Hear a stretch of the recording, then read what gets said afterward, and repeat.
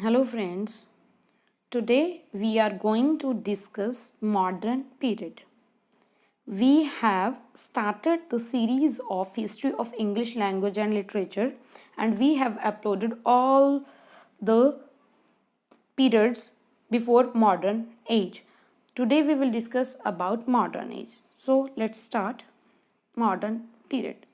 No particular characteristics like a previous period, जैसे कि जो मॉडर्न पीरियड है इसकी कोई भी पर्टिकुलर करेक्टरिस्टिक्स नहीं है. जैसे कि प्रीवियस अगर रोमांटिक एज की ही बात करें तो उसके करेक्टरिस्टिक्स की अगर बात करूँ रोमांटिक एज की, उसमें क्या है जी, उसमें पोइट्री डोमिनेट थी, नेचर के ऊपर बात की जा रही थी. तो राइटर इस एज में मॉडर्न एज में क्या हो रहा था, अपनी मर्जी से जैसा उनको ठीक लगता था वो लिख रहे थे. वर्ल्ड वॉर भी इसी एज में होती हैं.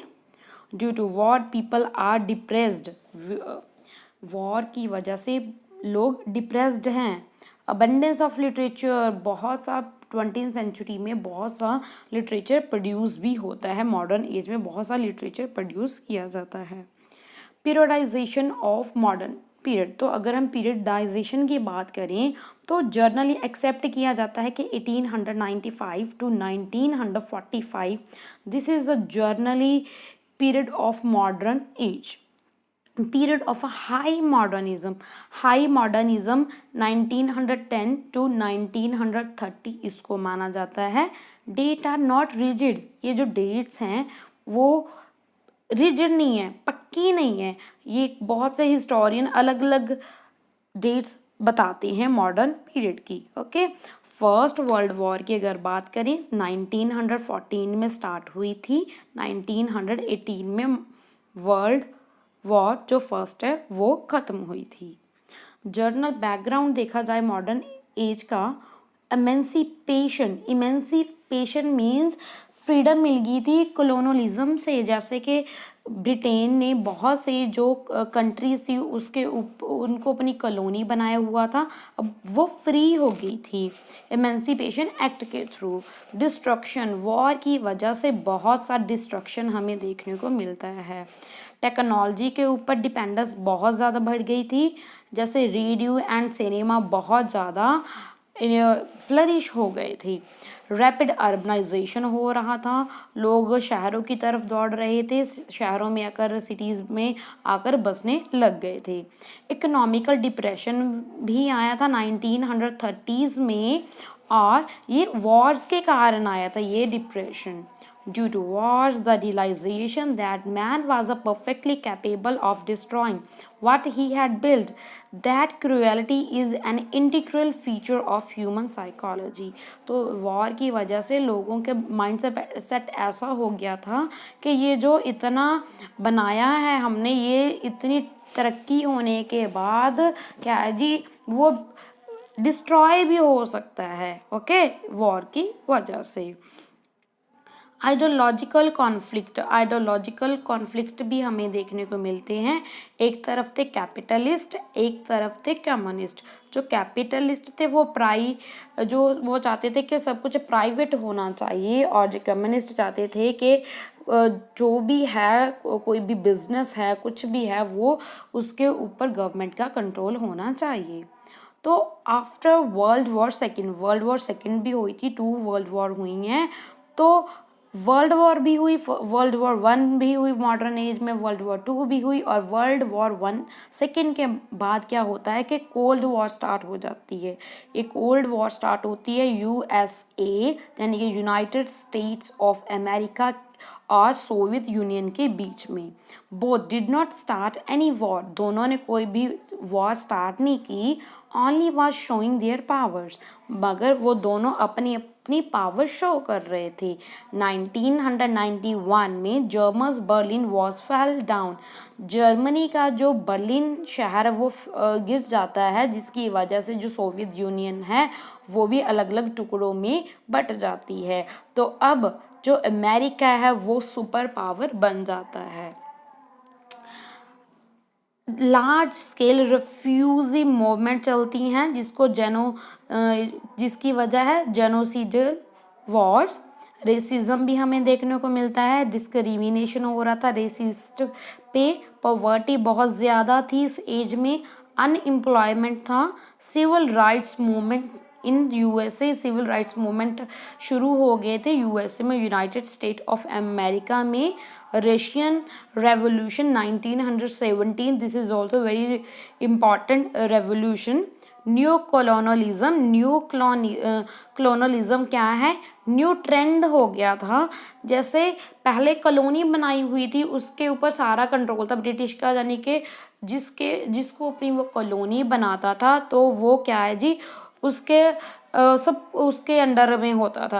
अब न्यू कॉलोनलिज्म स्टार्ट हो गया था, जैसे जो बहुत डेवलप्ड कंट्री हैं वो जो अभी अभी आज़ाद हुए देश हैं, कंट्रीज़ हैं, उनको पैसा देने लगी थी, और जिसके वो उसके एहसान की वजह से उसके एहसान के नीचे दब जाता था तो उनको माननी पड़ती थी उस जिसने पैसा लिया है उस कंट्री से। A book by a Harold Rosenberg, The Tradition of the New, ये the tradition of the new, ये है आंसर, किसका आंसर है, व्हाट इज मॉडर्निज्म। अगर आपको कोई पूछे व्हाट इज मॉडर्निज्म तो ये जो हैरोल्ड रोजनबर्ग की बुक है the tradition of the new, कुछ नए करने की ट्रेडिशन ही मॉडर्निज्म है। ये जो बुक है 1959 में पब्लिश हुई। The title of this book is the answer of this question. Okay, modernism का आंसर है the tradition of the new, mean to say something new that never happen before now. तो ये क्या है जी, जो किसी ने पहले कुछ नहीं किया और ऐसा कुछ करने को ही मॉडर्निज्म बोला जा सकता है। Okay, in this age writer did not taking the audience into concentration. पहले के जो राइटर थे वो ऑडियंस को बहुत तवज्जो देते थे कि ऑडियंस क्या चाहती है उसी के अकॉर्डिंग लिखते थे, मगर मॉडर्न एज में वो जो राइटर हैं जैसा वो चाहते हैं वो वैसा ही लिखते थे, वो बिल्कुल भी केयर नहीं करते ऑडियंस क्या चाहती है। इसकी एग्जाम्पल आप देख सकते हो, the Waste Land, it is a work by T.S. Eliot and Ulysses by James Joyce. ये दोनों वर्क द वेस्टलैंड और यूलिसिस वेरी डिफ़िकल्ट हैं, बहुत डिफ़िकल्ट वर्क हैं, इनको समझ पाना। ये एग्जाम्पल हैं कि ये इस टाइप का वर्क प्रोड्यूस हो रहा था मॉडर्न एज में। Works written in 1900 to 1922 known as Edwardian and Georgian literature. In this period, fiction and poetry were dominated. इस एज में fiction and poetry बहुत dominate कर रहे थे अदर जॉनरास को। ओके, fiction में कौन कौन है, जैसे Rudyard Kipling, E.M. Forster, H.G. Wells, Arthur Conan Doyle, J.K. Chesterton, Thomas Hardy, ये फिक्शन राइटर्स हैं। मूवमेंट चली पोइट्री में, बहुत सी मूवमेंट चली मॉडर्न एज में, पोइट्री में बहुत सी मूवमेंट चली, जैसे decadence movement, symbolist movement, Edwardian movement. ये जो मोनार्क थे एडवर्ड, उसके नाम से ये इस मूवमेंट का नेम पड़ा है। जॉर्जियन पोइट्री, ये भी मोनार्क के नेम से इस मूवमेंट का नाम जॉर्जियन पोइट्री बना है। Bloomsbury group, the Kailyard school, जिसमें स्कॉटिश राइटर हैं, यानी कि स्कॉटिश राइटर्स का ग्रुप है, उन्होंने ये मूवमेंट चलाई थी, the Kailyard school. In modern age very important to study movements in poetry as well as writer of this age. तो राइटर्स को पढ़ना तो ज़रूरी है, हमें पता है, मगर मॉडर्न एज की जो मूवमेंट्स हैं उनको अच्छे से पढ़ना बहुत ज़्यादा ज़रूरी है, जैसा राइटर्स को पढ़ना ज़रूरी है। तो इमेजिज्म क्या है, इमेजिज्म ये जो वर्ड है, use word in a poetry should be limited. ये इमेजिज्म जो टर्म है, मूवमेंट है पोइट्री में, ये जो मूवमेंट आई इसमें बोल रहे हैं जो पोइट्री के जो वर्ड्स हैं वो बहुत लिमिटेड होने चाहिए, एक्स्ट्रा ऑर्नामेंटेशन नहीं होनी चाहिए, कोई अब्स्ट्रैक्शन नहीं होना चाहिए, words to convey accurate and a precise meaning, बिल्कुल accurate and to the point बात करनी है पोइट्री में, दैट इज इमेजिज्म, इमेजिज्म है। इसकी एग्जाम्पल देख सकते हो, एजरा पाउंड की poem in a station of the metro. ये पोइम है, ये 2 लाइन्स की पोइम है, 2 लाइन्स की भी नहीं बोल सकते, ये तो 1.5 लाइन की पोइम है। द पोइम मैं 1 मिनट में पढ़ देती हूँ इसको। The appreciation of this faces in the crowd, petals on a wet blackboard. This is the full poem in a station of the metro by Ezra Pound. This is the example of imagism. बहुत limited word use किए गए हैं, no extra ornamentation है, कोई भी obstruction नहीं है, जो एक्यूरेट जो कहना चाहते हैं प्रिसाइज वर्ड्स में वो कह रहे हैं। पोइट्स जो रिलेटेड हैं इमेजिज्म मूवमेंट से वो हैं Ezra Pound, T E. Holmes, E.A. Robinson, Ford Madox Ford, Amy Lowell, Hilda Doolittle, F.S. Flint, James Joyce, D.H. Lawrence. It is said that Ezra Pound invented this imagism. ऐसा माना जाता है कि जो इमेजिज्म टर्म है वो एजरा पाउंड ने शुरू की थी for making the career of Hilda Dolittle. Hilda Dolittle का करियर बनाने के लिए उन्होंने ये जो इमेजिज्म टर्म है इसको इन्वेंट किया था। दिस इमेजिस्ट, ये वर्क है 1919 में एडिट किया था एजरा पाउंड में। एजरा पाउंड की बात करेंगे अब हम। एजरा पाउंड 1885 में इनका बर्थ हुआ और 1972 में ये चल बसे। यूएसए में इनका बर्थ हुआ और बाद में ये ब्रिटेन एंड यूरोप को मूव कर जाते हैं। He is consider one of the most difficult poet of 20th century. 20th century के मोस्ट डिफ़िकल्ट पोइट कंसीडर किए जाते हैं एजरा पाउंड। ऐसा भी कहा जाता है कि इन्होंने बहुत से फेमस राइटर्स का वर्क्स को, उनके करियर को शेप करने में हेल्प की है, like T.S. Eliot, James Joyce, Frost, Hemingway, Ernest Hemingway. इनके करियर में और इनके वर्क्स में बहुत हेल्प की है एजरा पाउंड ने। He face so many controversies also, इनको बहुत सारी कंट्रोवर्सीज का सामना करना पड़ा एजरा पाउंड को। रीज़न क्या था? He supported Mussolini during world war second.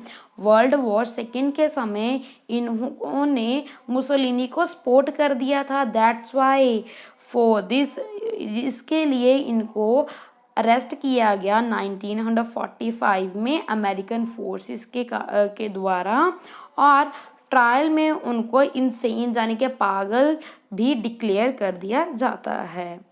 1958 में उनको रिलीज़ कर दिया जाता है। उसके बाद वो इटली चले जाते हैं और कभी भी वापस नहीं आते। टाइम मैगजीन है 1933 में वो पाउंड के बारे में लिखते हैं, a cat that walks by himself tendentiously unhouse broken and very unsafe for children. Works की अगर बात करें एजरा पाउंड के, वो हैं रिपोस्टेस कैथे, जो कि एक ट्रांसलेशन है, make it new, collection of essays, the Cantos. Cantos is a collection of long poems, 120 section है इसमें। इन दिस वर्क, ये जो कैंटोज है, इस वर्क में हमें चाइनीज कैरेक्टर्स देखने को मिलते हैं, quotation in European language, reference from African history. Irish literary revival, this is also term movement in poetry, okay। Modern age की जो पोइट्री है उसमें मूवमेंट आई। ग्रेट पोइट हैं द आयरिश लिटरेरी रिवाइवल के, वो हैं William Butler Yeats. William Butler Yeats का बर्थ 1865 में हुआ, 1939 में इनकी डेथ हुई। He did not do experiment like other writers of this age. Modern age में बहुत से राइटर न्यू एक्सपेरिमेंट्स कर रहे थे। हमने बात की थी ना कि कोई भी राइटर ऑडियंस को मतलब उन पे इतना ध्यान नहीं दे रहा था, वो जैसा चाहते हैं वैसा लिख रहे थे। तो विलियम बटलर यीट्स ने इतने ज़्यादा एक्सपेरिमेंट नहीं किए, उनको एक्सपेरिमेंट करने अच्छे नहीं लगते थे अदर राइटर्स के जैसे। ही फर्स्ट पोइट्री, उनकी फर्स्ट पोइट्री 1885 में आती है उसका कलेक्शन, ओके। और नोबल प्राइज़ भी इनको मिलता है विलियम बटलर यीट्स को 1923 में। हिज पोइम, उनकी पोइम है Easter 1916। During Yeats time, Yeats के टाइम पे होता क्या है, जो ब्रिटिशर हैं वो रूल कर रहे होते हैं आयरलैंड पे, और आयरलैंड जो रिपब्लिक्स हैं वो रिबेलियन स्टार्ट कर देते हैं ब्रिटिशर के खिलाफ। तो जो रिबेलियंस है, रिपब्लिकन्स हैं, वो फ्रीडम चाहते हैं।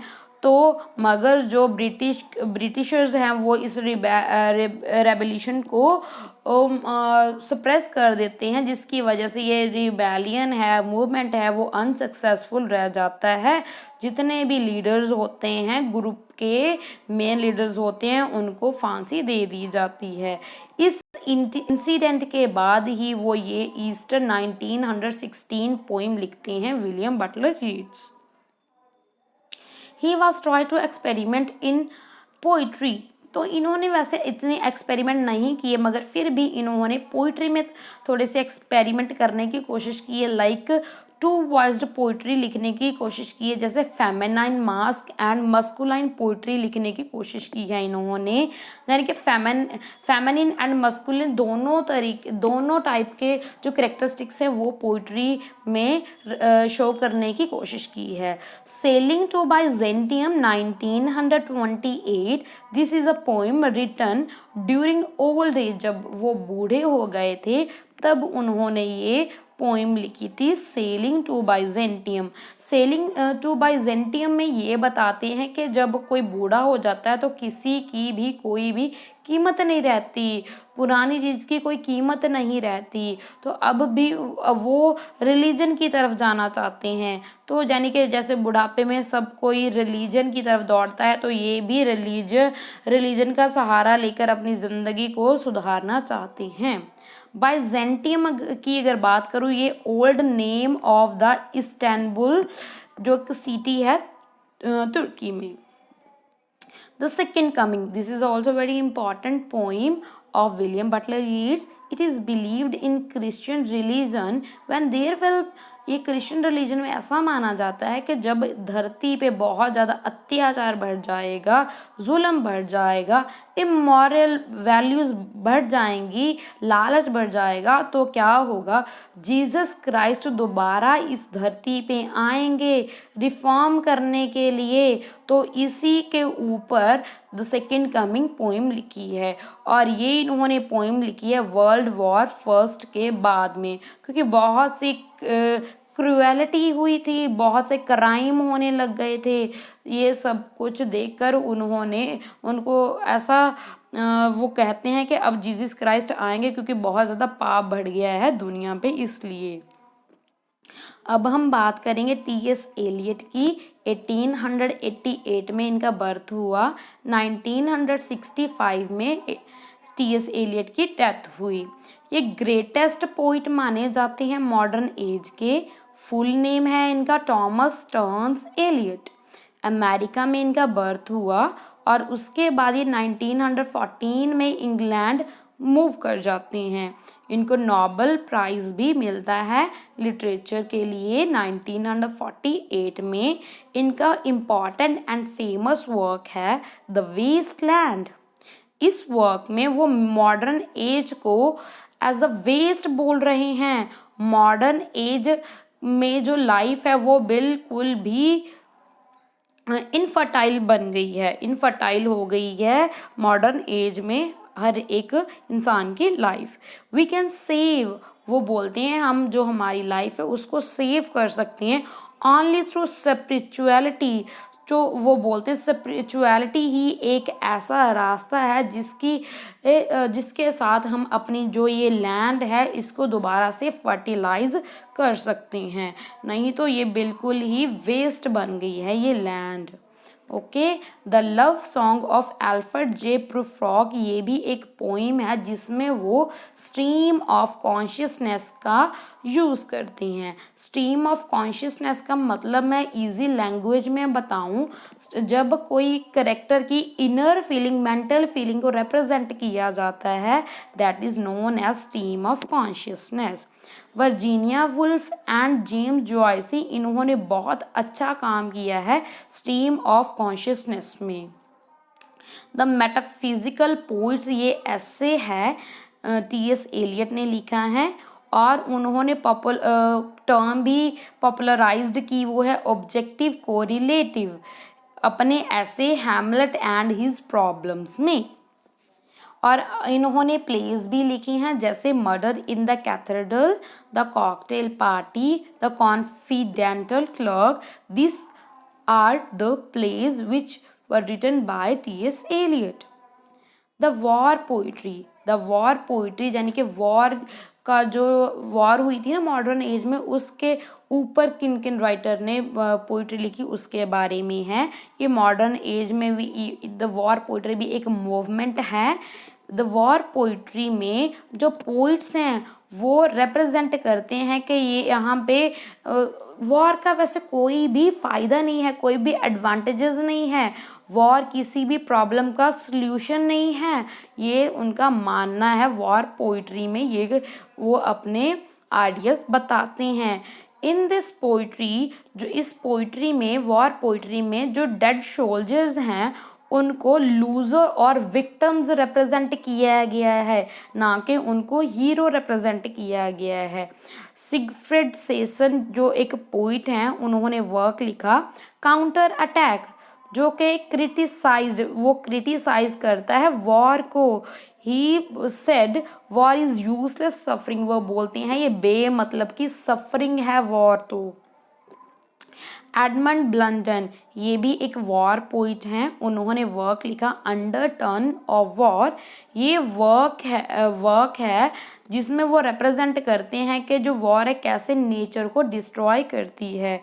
इन हिज वर्क 1916 सीन फ्रॉम 1921, तो 1921 में वो देखते हैं 1916 को, ठीक है। ही शेयर्ड एक्सपीरियंस ऑफ वॉर के वो देखते हैं भी कॉन्सिक्वेंसेस क्या होंगे, ये सब कुछ वो बताना चाहते हैं अपने वर्क्स में।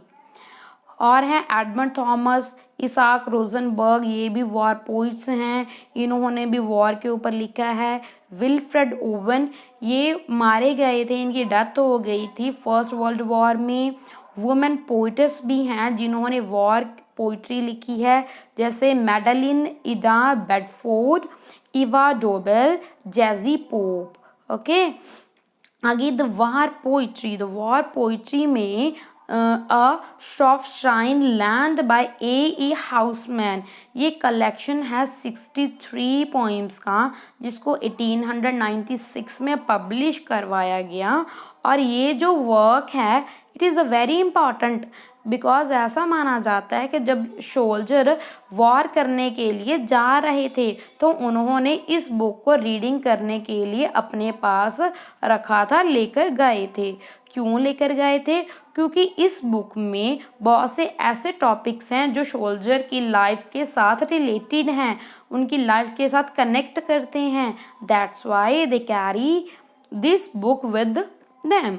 जैसे कौन कौन से टॉपिक्स पे पॉइंट्स लिखी गई थी इस वर्क में, द शॉफ्टशाइन लैड में ए हाउसमैन की जो बुक है, इसमें कौन कौन से टॉपिक्स के ऊपर लिखा गया था? Love and loss, the English countryside and season, the passing of time and death reflecting a loss love.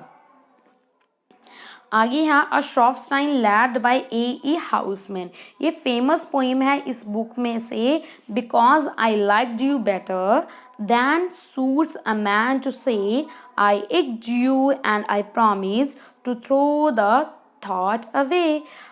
This is all about, ये सिर्फ पार्ट 1 है, बहुत कुछ है इसमें और भी। मॉडर्न एज में वीडियो बहुत ज़्यादा लंबी हो जाती है, इसीलिए मैं और पार्ट्स बनाऊंगी मॉडर्न पीरियड के ऊपर।